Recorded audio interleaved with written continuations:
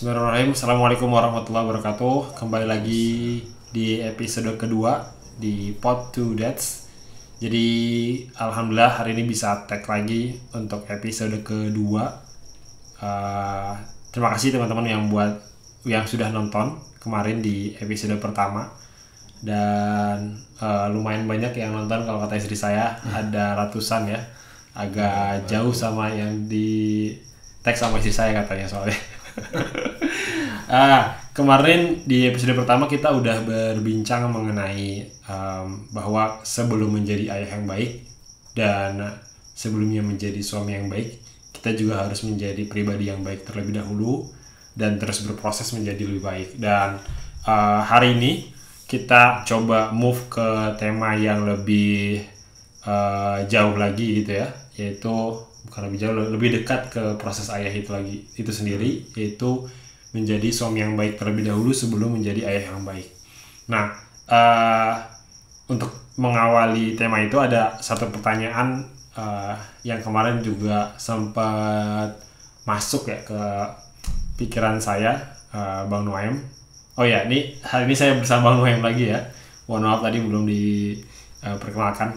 Jadi ada satu pertanyaan yang agak menggelitik Bang Noem terkait mempersiapkan diri.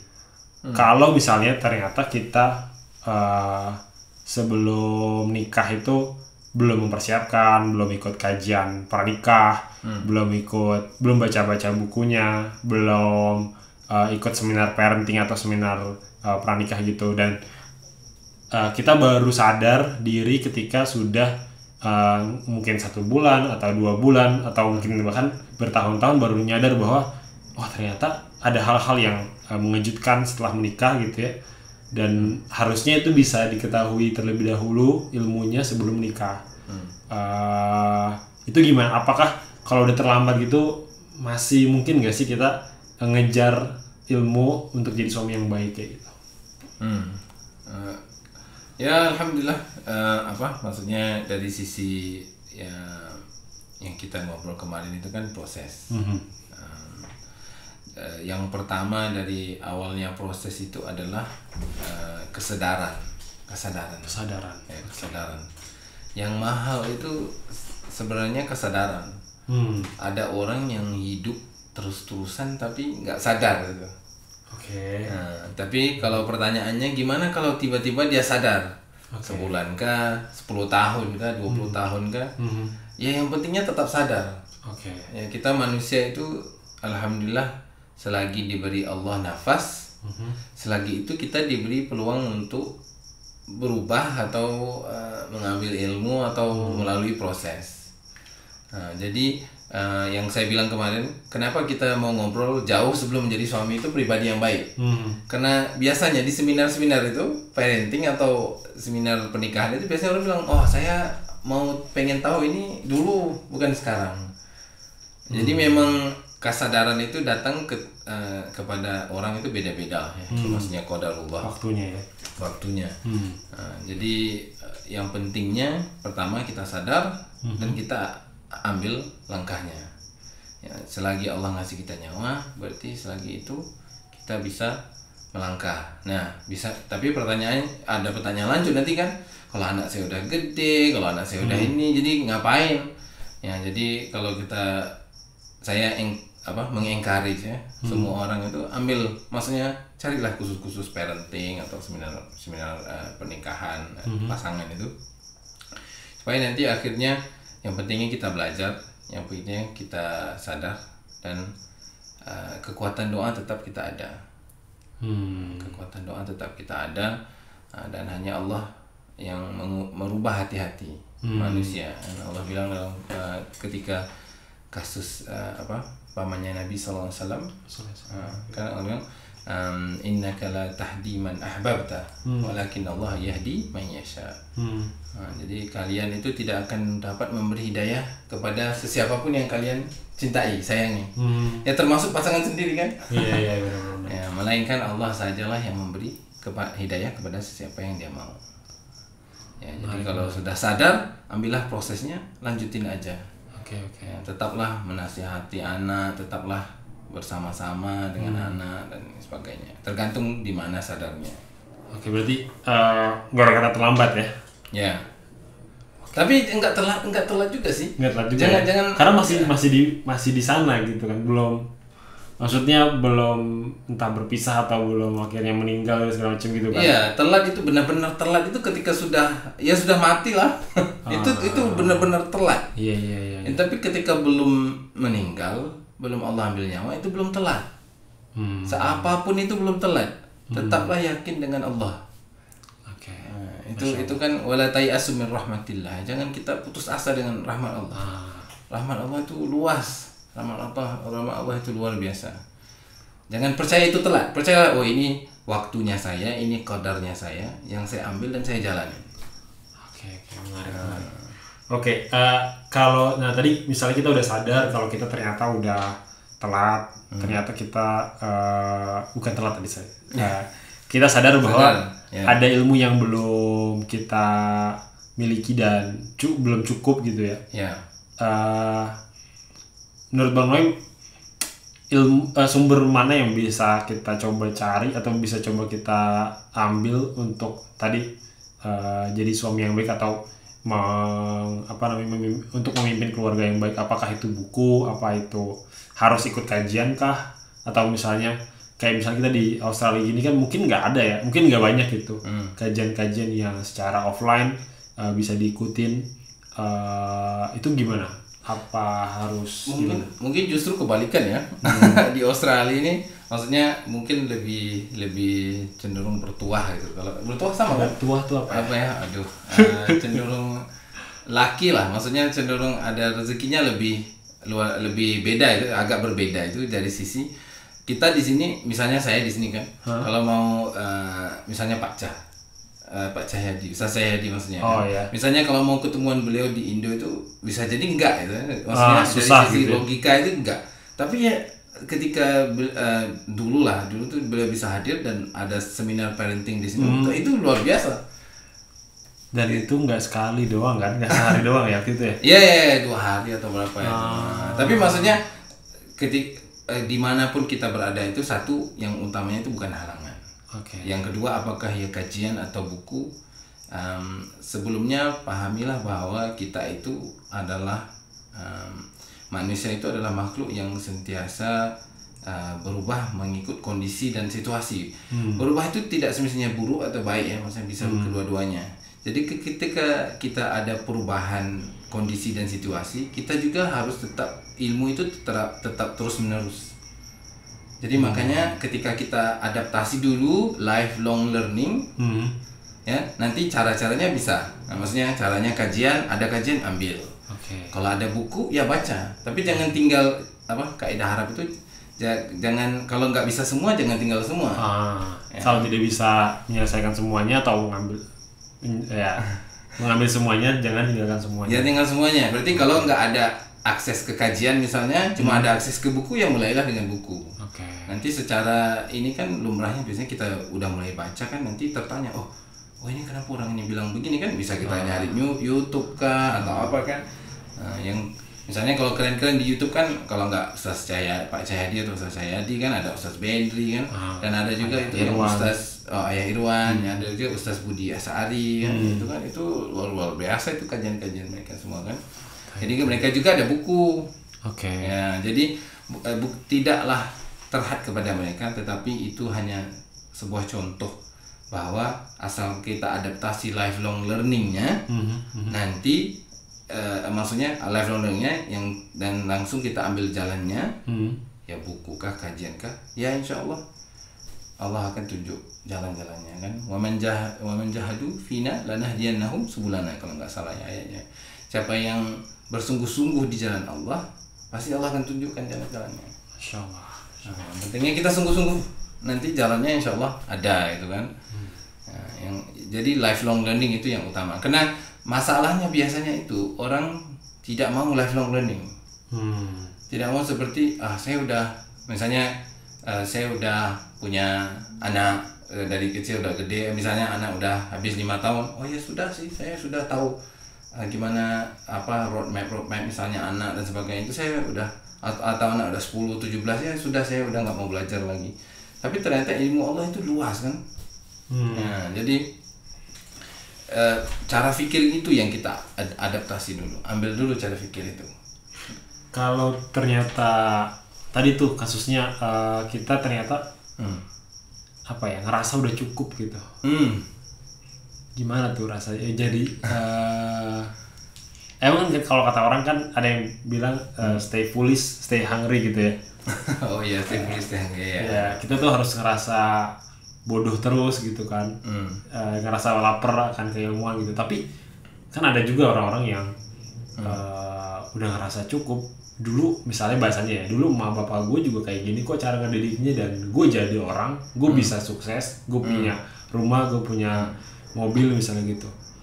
Terus ya ngapain gue berubah gitu, ngapain gue harus ubah cara memimpin keluarga gue gitu. Padahal ternyata di sana udah tetap pasti ada kurang gitu kan. Itu gimana? Nah ya itu ada teori di apa, saya lupa namanya, baru kemarin tahun 2000 juga baru baca. Ada di badan kita ini ada 2 sistem. Satu sistem 1 namanya, satu sistem 2 lah, biar gampang explain ya. Jadi sistem 1 itu adalah ketika kita bereaksi, ketika kita di badan kita itu ada seperti otomatik yang kita refleks lah, maksudnya refleksi kita yang otomatis. Itu yang kita pelajari sepanjang kita hidup. Tadi kan bilang kan, saya udah orang tua saya bagus, saya begini itu kan. Jadi kan tiba-tiba dia merasakan, oh saya kan bisa aja lah, cukup lah, maksudnya cukup itu, saya tidak butuh lagi. Nah dari sistem 1 itu ada satu kelemahan bahwa seringkali overestimate. Apa itu overestimate? Overestimate itu ketika melihat sesuatu itu merasa lebih dari kenyataannya. Jadi saya merasakan saya lebih tahu dari kenyataannya, sebenarnya saya nggak tahu. Jadi itu kelemahan sistem 1. Itu adalah kelemahan yang ada di sistem 1. Dan ini dalam kajian orang itu dia bilang itu terlihat di salah satu pesawat yang ada pesawat China Air atau apa itu di tahun 1985 itu. Ketika mereka jatuh, pas pilotnya bilang, oh secara refleks biasa aja kan. Jadi dia tidak menggunakan sistem 2-nya. Jadi itu butuhnya kita ke sistem 2. Sistem 2 itu bahwa kita sendiri yang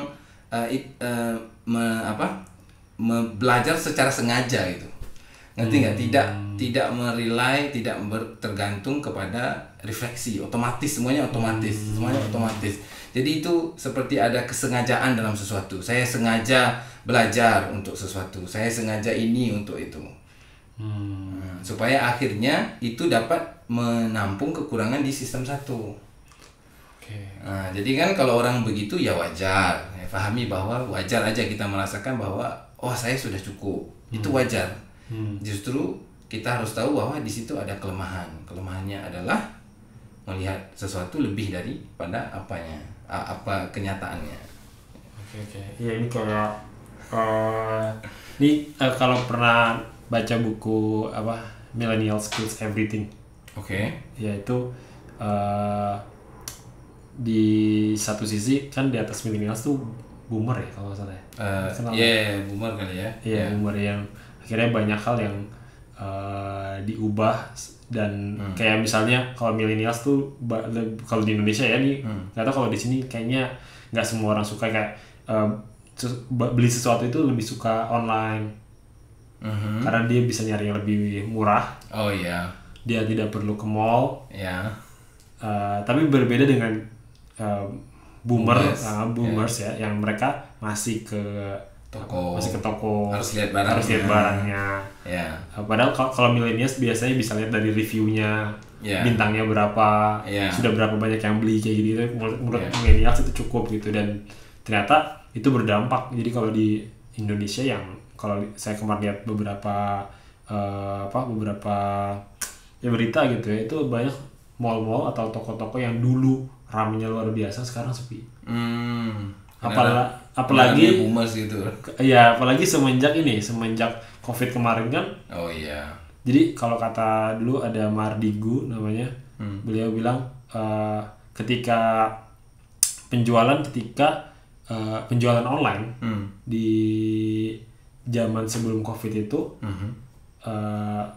misalnya 12.000 orang harus beli 12.000 baju yang dibeli gitu ya. Itu online dan offline. Tapi ketika COVID itu 12.000 baju itu semuanya online. Atau mungkin nggak 12.000, mungkin ya 11.000 itu online. Online semua. Ya, iya. Masya Allah. Dan ya itu jadi millennial skills everything maksudnya adalah store-store yang offline itu akhirnya tergerus gitu. Dia terkills gitu ya, terbunuh gitu. Iya. Dan itu akibatnya kalau nggak mau berubah, nggak mau belajar hal yang baru, gitu. Nggak mau adaptasi, nggak mau beradaptasi, gitu. Oke, pertanyaan selanjutnya tadi kan kita bahas ada ustadz-ustadz yang luar biasa dan mereka pakar parenting, pakar terkait pernikahan dan keluarga gitu. Ada Ustadz Budi Asari, Ustadz Bendri, Ustadz Ayah Irwan dan segala, dan tadi ada Ustadz Cahyadi misalnya. Kalau kita punya rezeki kan emang bisa ketemu. Bahkan kalau kemarin tuh saya ingat kan kemarin juga baru Ramadan kemarin kita kan kedatangan Ayah Irwan sama Ustadz Bendri ya, Masya Allah. Dan setelah sesi mereka tuh banyak juga akhirnya yang konsultasi pernikahan, konsultasi keluarga gitu. Itu kalau dapat rezeki kan. Kalau ada kesempatan. Nah, pertanyaannya adalah kalau nggak ada kesempatan nih, kalau dia punya masalah keluarga, dia punya masalah sama pasangannya gitu, boleh nggak sih sebenarnya kita itu curhat sama orang lain di luar pasangan kita? Atau di luar keluarga kita, boleh atau enggak? Dan kalau boleh itu ke siapa? Kan yang jelas kalau kita semua tahu insya Allah kalau ke sosial media nggak boleh dong gitu. Maksudnya itu clear lah, kita nggak perlu bahas itu gitu lah. Nggak perlu semua orang tahu tentang masalah hidup itu. Tapi boleh nggak kalau kita ke satu orang yang mungkin kita percaya atau kita teman dekat kita gitu. Dan kalau boleh mungkin ciri-cirinya atau orangnya seperti apa gitu. Pertanyaannya berat ya. Saya kira kita cari tahu dulu tujuan curhat itu apa. Ya, maksudnya biasanya ada curhat yang pengen didengar. Karena di rumah misalnya di rumah nggak didengar kan. Misalnya istri di rumah nggak didengar suami di rumah nggak didengar istri. Misalnya, jadi curhat itu saya cuma butuh outlet, ada yang mendengarkan. Iya kan? Jadi tidak butuh solusi sih sebenarnya, cuma butuh mendengarkan. Ya, karena kalau misalnya itu lupa satu lagi ya, misalnya Bu Asia Dahlan kan bilang kan, atau siapa? Masya Allah. Ya, Masya Allah kan. Misalnya tugas suami itu adalah mendengarkan istri, tidak ngasih solusi, tetapi suami itu secara fitrah itu akan kasih solusi. Karena misalnya kalau kita ngobrol begini sama sesama ya cowok lah ataupun sesama itu kan, ketika orang ngobrol kan kita kasih solusi. Ya misalnya begitu. Tapi istri cuma pengen didengari. Tapi ada juga suami yang pengen didengari juga. Ya karena dia tidak suka ngobrol sama temannya tentang sesuatu hal atau apa gitu, jadi pengen ngobrol sama istrinya. Jadi balik ke tujuannya apa. Nah, kalau tujuannya curhat misalnya, nah itu carilah orang-orang yang terpercaya, atau cobalah dulu dengan suami dan istri misalnya. Itu kan memang susah sih. Saya akui bahwa ketika kita mau memulakan sesuatu, itulah langkah yang terberat dan langkah yang paling susah. Karena itu memulai sesuatu. Sebelumnya nggak pernah bisa curhat sama istri atau nggak bisa curhat sama suami itu, atau sudah coba tapi nggak berjaya, tapi mau coba lagi itu kan, itu kan susah dan terberat. Tapi kalau misalnya nggak bisa lah, nggak ketemu atau sama suami istri nggak ketemu, tapi jadi pengen curhat. Kalau pengen curhat ya temannya, menurut saya itu tergantung. Misalnya begini, kalau kita ke temannya, kalau kita ke teman kita kan, kita coba ngobrol. Jangan langsung ngobrol masalah itu misalnya. Kalau pengen curhat, ngobrollah masalah biasa-biasa aja. Nah, lihat responnya teman kita, ya kan? Karena teman kita itu bisa jadi teman yang ingin membantu, atau bisa jadi teman yang secara tidak secara nggak sengaja dia itu tidak membantu gitu. Secara nggak sengaja, saya katakan secara nggak sengaja itu karena kita itu biasanya refleks aja ketika dengar masalah, apakah kita akan nambah masalah atau kita pengen kita tahu gimana menyikapi teman kita yang sedang curhat. Nah, jadi lihatlah respon teman kita, apakah dia bilang oh ya bang, ya tapi alhamdulillah kan bang masih ada istri. Misalnya kita bilang oh kok mobil saya begini, oh ya saya doain segera selesai bang, alhamdulillah. Abang orangnya kuat ya kan ini, ataupun aduh ada nggak yang misalnya di pertanyaan dia apa yang saya bisa bantu bang, di mana sisi yang saya bisa bantu. Itu teman-teman yang ingin membantu kan. Atau ada yang teman yang bilang lah makanya itu saya bilang ke kamu jangan kamu beli mobil itu, jangan kamu nanti rasanya apa? Bersalah ya, rasanya lebih bersalah, lebih sakit. Sudahlah kita itu misalnya struggle dengan self criticism yang harusnya kita rubah juga ya. Tapi maksudnya datang ke teman malah nambah lagi, malah numpuk ya. Jadi akhirnya kita merasa gitu. Ada juga satu lagi temen yang ini ya, ketika dicurhatin tuh malah ngadu nasib. Oh iya. Lu mah mending gitu. Jadi cuma mending gue mending nggak punya mobil, lebih susah gue punya motor gitu. Nah, tapi itu again itu adalah refleksi manusia. Karena cara dia mengekspres empati atau simpati, yang mana satulah itu saya lupa ini sekarang, adalah dia menceritakan sesuatu supaya bisa kasih tahu bahwa oh saya sebenarnya bisa relate nih. Saya bisa mengerti. Itu aja tujuannya sebenarnya. Nah, tapi makanya saya bilang tadi secara enggak sengaja. Ya, makanya salah satu yang kita harus pelajari skill ini, side note ya, itu bahwa adalah skill conversation. Gimana kita mau gimana skill kita ngobrol itu gimana menyikapinya. Orang bilang begini kita bilang gimana, tidak selamanya itu harus begini caranya. Nah, jadi tapi kan kadang gini, kadang kalau sama temen nih, saya sih udah pernah nggak ya kayak gitu ya. Gimana? Cuman kalau karena mungkin lihat film atau lihat tontonan aja ya. Jadi kan ada yang hidung ketemu, gue mau cerita nih. Kan kalau tadi Bang Noeng bilangnya kalau sebelum cerita inti dari yang pengen diceritain, entah misalnya masalah keluarga atau masalah sama pasangan misalnya, cobalah ngobrol sesuatu hal yang lain dulu biar tahu. Harus ya. Tapi kalau misalnya ternyata dari awal dia udah ngomong gini, gue mau cerita dong misalnya gitu. Iya. Kan teman kita udah tahu kalau kita mau cerita sesuatu yang ini something banget misalnya gitu. Iya. Terus kita malah datang ngobrolin hal yang lain.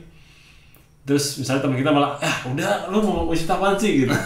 Oh iya. Berarti kan itu kita kan udah nggak sabar nih ya teman saya ngomong ya, itu kita maksudnya biasanya kalau nggak tahu kalau cewek ya, maksudnya nggak tahu kalau akhwat. Biasanya ikhwan itu kan kita yuk kita ketemu, yuk kita ngopi, itu udah kode-kode biasanya. Kode-kode ya kita pengen ketemu, bisa jadi diskusi, bisa jadi apa itu kan. Tapi balik. Dan kalau Iwan cenderung ini nggak sih, cenderung nggak mau ngulik, maksudnya ya kalau lo mau cerita ya silakan, tapi kalau enggak ya kita nggak maksa. Maksa gitu. Ya biasanya, tapi mungkin ada juga orang seperti itu kan. Ada juga sih. Nah, tapi intinya balik ke tadi, lihatlah respon teman. Karena baik ikhwan atau akhwat biasa itu ada kecenderungan. Ya, dan kalau ikhwannya kecenderungannya numpuk masalah, ya kan, ada juga akhwat yang nanti, nah makanya suami kamu itu jelek, udah saya bilang jangan. Ya itu kan ada juga yang begitu. Maksudnya benar, di sisi mana-mana juga ada bilang itu. Makanya ada juga yang lebih parah kalau bilang kamu itu sebenarnya bisa aja hidup sendiri. Nanti jadi apa? Nanti jadi kan akhirnya saya cuma mau curhat doang kan, tapi akhirnya ada mindset lain yang masuk. Jadi satu, pilihlah teman berdasarkan respon mereka. Ya, jadi ketika respon mereka bagus, ya alhamdulillah. Ya berarti bagus itu ketika lihat kalau ketika kita mau curhat, mereka juga ngerti atau support, ya alhamdulillah. Atau ketika butuh solusi kita jelasin aja kan, saya butuh solusi, ini masalah saya, bisa nggak ini gini, ya kan? Ya kalau bisa ya alhamdulillah. Dan satu lagi dia bisa ngejaga rahasia nggak sih? Ya, nah itu memang tergantung kan, memang tergantung teman. Mungkin yang tadi isu yang kecil itu biar dulu isu kecil, lihat tahu nggak teman-teman lainnya. Kalau teman-teman lain nggak tahu berarti ya alhamdulillah. Nah, kalau cerita suami istri, semua orang harus tahu batasnya. Tadi kan media sosial pasti enggak kan, tapi tetap tahu batasnya. Misalnya ada larangan spesifik Rasulullah mengenai hal-hal di kamar, misalnya itu jangan ya. Tapi hal-hal yang lain saya suka ambil inspirasi dari kisahnya Salman sama Abu Darda. Gimana? Salman dan Abu Darda kan mereka kan teman baik. Nah, ada banyak versi ceritanya yang salah satu yang saya tahu itu bahwa saya pernah dengar ceramah itu, Salman pengen menikahi seorang wanita. Tapi ketika ngajakin Abu Darda ya ke sana. Tapi ketika di sana mereka bilang, "Oh, pinangan kamu Salman kita tidak terima dengan baik lah itu kan. Tapi kalau pinangannya Abu Darda kita terima gitu." Jadinya sama Abu Darda ya? jadi Salmannya gentleman banget gitu kan. Oh ya sudah, kalau gitu langsung aja saya jadi saksinya. Nah, itu luar biasa ya. Nah, itu satu hal. Yang keduanya, setelah beberapa tahun itu, maka ketemulah Salman, lihatlah istrinya Abu Darda di pasar misalnya kan. Nah, itu jadi cuma ini kita lihat bisa jadi pelajaran bahwa itu nyapanya itu bukannya obrolan yang panjang gitu kan. Nyapanya cuma assalamualaikum, salam, oh ya gimana kabarmu, suamimu, ya baik. Tapi tiba-tiba si istri ini curhat, dia bilang, suami saya begini A B C D. Nah, Salman kan tidak bilang, nah makanya kamu ya kan enggak kan? Enggak. Jadi dia cuma bilang, dan ini harus kita belajar bahwa kita tidak panjangkan obrolan kita dengan lawan jenis. Ya itu maksudnya khususnya itu kan. Nah, dia cuma bilang, serahin ke saya. Nanti serahin ke saya. Nah, cukup sekadar itu kan. Nah, setelah itu itulah kisah yang kita tahu, Salman ke rumah Abu Darda bertamu kan. Bertamu, assalamualaikum Abu Darda, saya mau bertamu nih. Oh masuk Salman kan teman baiknya kan. Nah, jadi ketika itu kalau nggak salah siang lah. Siang kan. Jadi makan lah, diajak makan sama Abu Darda kan, makan. Salman bilang, ayo makan. Abu Darda, hilang, saya puasa hari ini, puasa sunnah kan. Kata Salman, demi Allah saya tidak akan makan kalau kamu nggak makan. Ngerti nggak? Iya ya kan. Abu Darda, gimana nih ya kan, kena bilang Salman begitu, dia buka lah puasa kan. Dia buka puasa, berarti makan bersama Salman. Nah, malamnya kan Abu Darda bilang, Salman, saya mau beribadah nih, kamu tidur aja gitu kan. Nah, Salman bilang, demi Allah saya tidak akan tidur selagi kamu tidak tidur. Nah, maka tidurlah. Makanya Abu Darda, ini udah orang bilang udah mulai rasa bukan marah lah atau agak gergetan lah ya. Kenapa begini Salman ya kan. Ya, jadi akhirnya tidur. Dan cuma maksudnya mereka bangun setelah itu, jadi ada rehatnya sebelum bangun buat ibadah malam. Nah, jadi ceritanya akhirnya Salman pun setelah besoknya pulang gitu kan. Tapi Abu Dardanya nggak happy kan. Ketemulah Rasulullah, ya Rasulullah, ini Salman begini. Nah, yang ternyata Rasulullah bilang itu sodako Salman. Benarlah Salman. Cuma dia bilang karena istri kamu itu punya hak. Ini punya hak. Bagi setiap satu punya hak. Jadi curhatan istrinya Abu Darda itu bahwa Abu Darda itu terlalu sibuk dengan yang lain dan tidak punya waktu, misalnya ngobrol sama istrinya atau apa itu kan, akhirnya tidak punya waktu untuk itu. Ini cerita lengkapnya kayak gitu ya? Iya. Saya nggak tahu kalau cerita lengkapnya sama Abu Darda. Nah, jadi kan akhirnya begitu. Jadi Rasulullah bilang ada hak-haknya. Jadi penuhilah hak-hak itu. Nah, jadi kan bayangin kan, kita udah merasa ini benarlah pasti Salman salah itu. Ternyata Rasul bilang sodako Salman, ya Salman yang benar. Karena itu di situ mengajar kita sebuah persahabatan yang sangat indah. Itu kan bahwa ketika ada masalah yang sahabatnya itu datang ya coba mengajar dia tentang bagaimana solusinya. Ya kan, inilah solusinya. Dan tidak ada yang aneh-aneh di situ kan. Tidak ada yang buruk-buruk, kecuali misalnya perasaan Abu Darda ketika itu aja nyesel banget ini, kena kesal atau apa gitu. Ya, jadi tapi akhirnya alhamdulillah ketemu Rasulullah dan jelas oh ya itu begitu. Ya, jadi kalau mau kisah curhat, maksudnya mau kisah menceritakan masalah itu ada itu kisahnya. Oke. Ya, itu justru malah istrinya cerita sama teman baik tapi teman baik suaminya. Nah, tapi perlu saya highlight di sini bahwa perhatikanlah adab-adabnya. Ada adabnya. Ya, tidak memperpanjang, tidak mengajak ngobrol terus lagi itu kan. Cukup. Terima kasih, ini serahin pada saya. Ini teman saya, serahin pada saya ini. Menarik. Ya, jadi itu ada contohnya. Nah, cuma saya ngajak kita ini jadilah teman yang baik. Teman yang baik ketika teman kita curhat ke kita masalah-masalahnya itu, jadilah teman yang baik. Nanya ada apa yang saya bisa bantu, ya atau ngasih semangat ke dia kan, atau tergantung orangnya. Kadang kalau kita bilang sabar terus dia udah bilang iya saya udah tahu kok sabar terus. Saya nggak bilang sabar terus.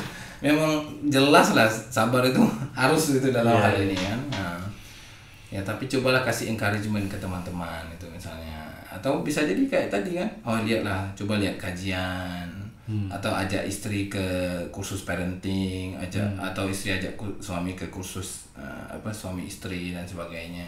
Itu yang pentingnya ada usaha-usaha begitu. Masya Allah, banyak mati daging semua insya Allah ya. Karena udah 30 menit kita coba ke konklusi dulu ya, conclusion. Jadi tadi pertama kalau terkait menjadi suami yang baik ya nggak ada kata terlambat. Lalu bahwa yang penting itu bahkan sadar diri kalau kita itu sebenarnya banyak belum tahu dan masih bisa terus memperbaiki diri. Lalu yang kedua tadi yang kedua ya? Sumber-sumbernya ya. Sumber-sumbernya banyak gitu ya. Kalau nggak tahan baca buku, karena nggak semua orang suka baca buku. Oh ya, tentang sumber itu satu lagi. Sumber itu yang pentingnya tidak ada elemen melagakan. Tidak ada elemen supaya perempuan sama lelaki itu saling berantem. Oke. Ya, tidak ada elemen saling berantem, tapi elemennya saling menguatkan. Ada yang orang parenting atau nikah itu kadang banyak berantem kan. Benar. Ya. Itu lagi ada sih sebenarnya ininya. Jadi kemarin ada di YouTube dia nyeritain bahwa ada suami istri hidup harmonis. Terus suatu hari istrinya install TikTok. Terus di TikTok itu ada keluhan istri yang dibaca sama ibu-ibu, terus merasa itu relate. Jadinya malah merusak hubungan suami istri yang lain yang membaca itu.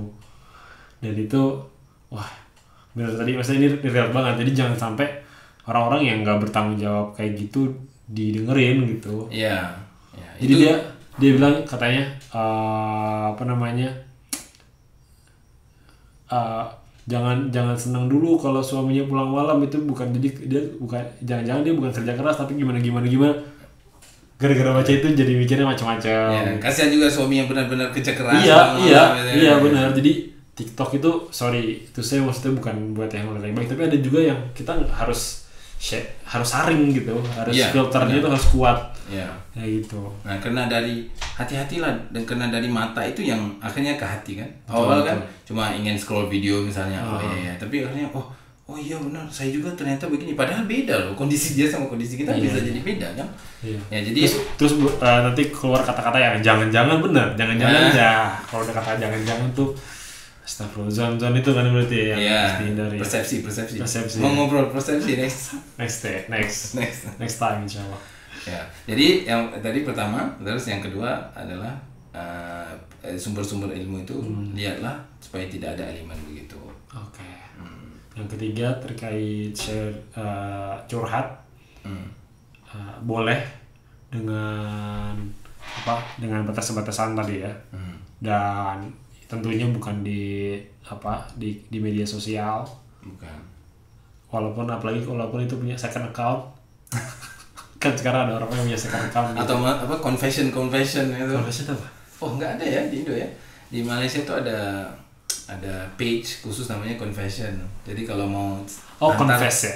Oh iya. Maksudnya kalau mau send cerita anonymous gitu secara. Iya. Itu juga bisa jadi buruk buat yang lain sih sebenarnya. Iya.